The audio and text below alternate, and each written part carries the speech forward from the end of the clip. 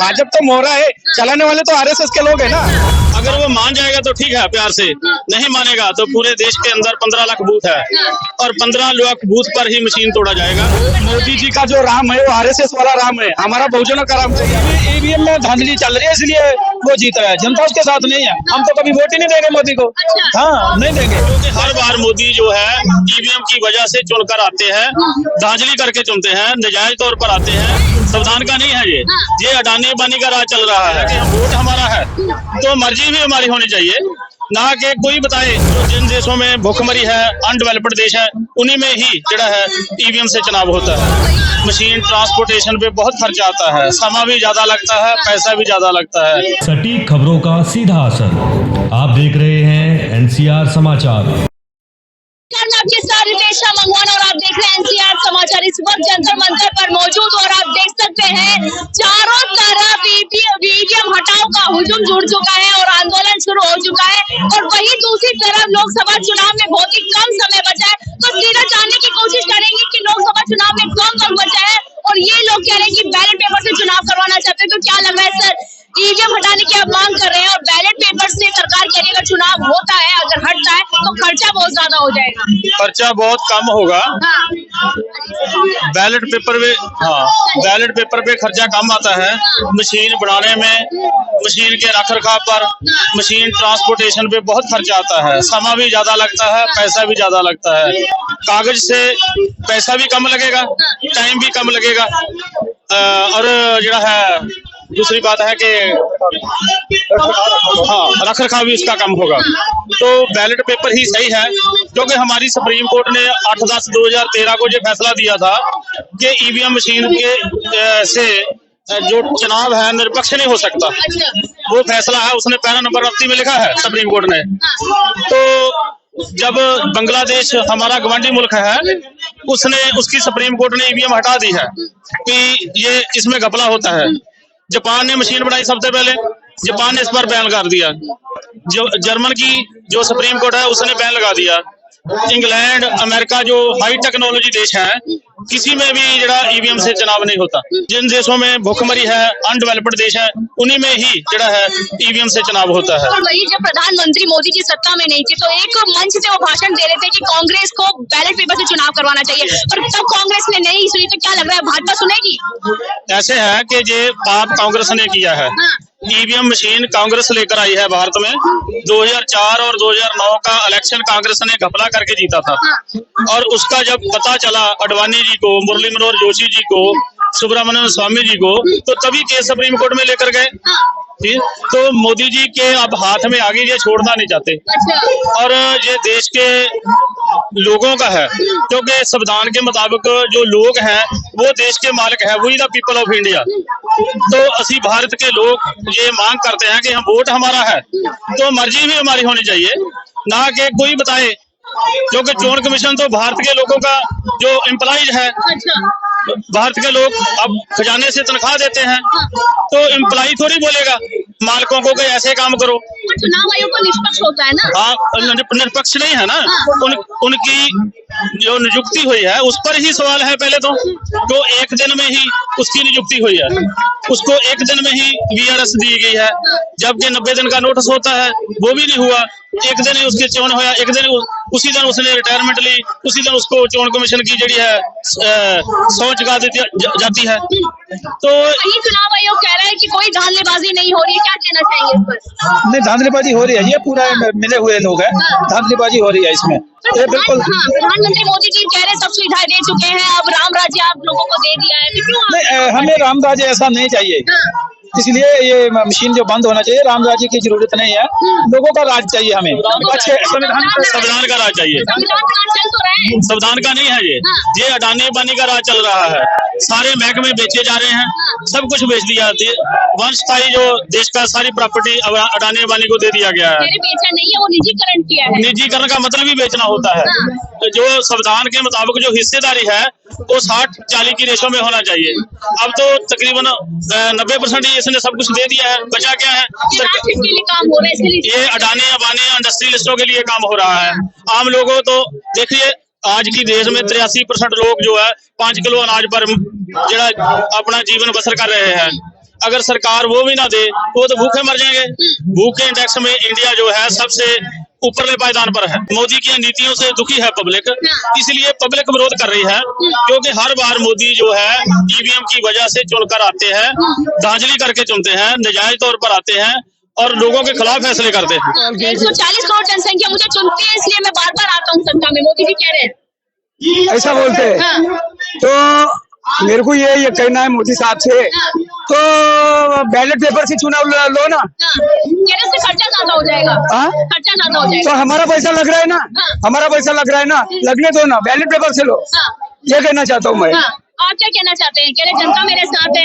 नहीं, जनता उसके साथ नहीं है। हाँ। ईवीएम में धांधली चल रही है, इसलिए वो जीता है। जनता उसके साथ नहीं है। हम तो कभी वोट ही नहीं देंगे मोदी को। अच्छा। हाँ, नहीं देंगे। आपको क्या लग रहा है 56 इंच के सामने आप बैलेट पेपर का चुनाव करवा पाएंगे इस बार?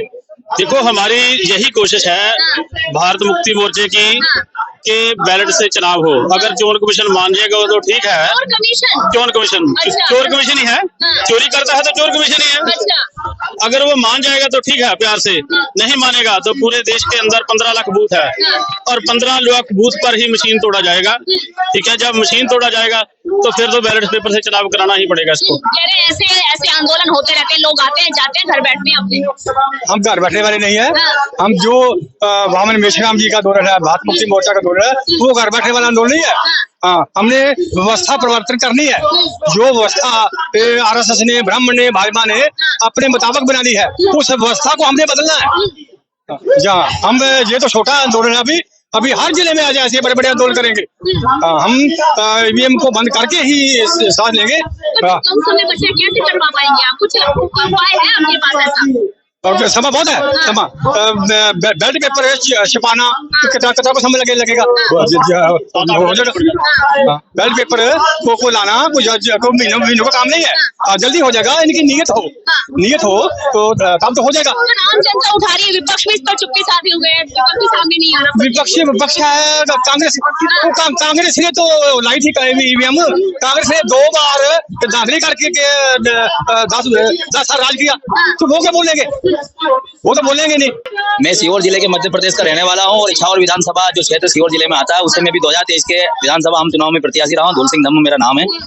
जब पहले राउंड की काउंटिंग हुई, उसमें 14 बूथों के ऊपर हमें एक भी वोट प्राप्त नहीं हुआ, जबकि हमने कार्यकर्ताओं से मालूम किया तो मुझे 538 वोट मिले। अच्छा। लेकिन हमें ईवीएम ने 0 दिया। अच्छा। और जितने भी राउंडों में काउंटिंग हुई, किसी पर 6, किसी पर 3, किसी पर 5, जबकि 14 बूथों की काउंटिंग हुई, हर राउंड में इतने वोट मिले। तो एक बूथ के ऊपर कम से कम 700 से 800 मतदाता होते हैं।